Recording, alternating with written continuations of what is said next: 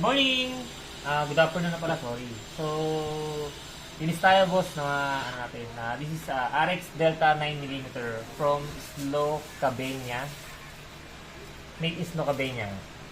Slovenia, sorry ha.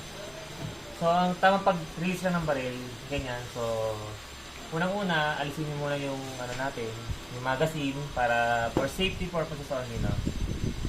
Then, i-check nyo rin yung barrel kung may laman pa. Just like this, guys. Yan. Para makita nyo kung empty na yung bullet natin. So, yan. Empty na siya. So, pag empty na, release mo yung barrel. So, makita yung pointer. Pag nakita mo yung pointer ngayon, guys, sabihin nakakasayan. So, alisin mo lang muna yan.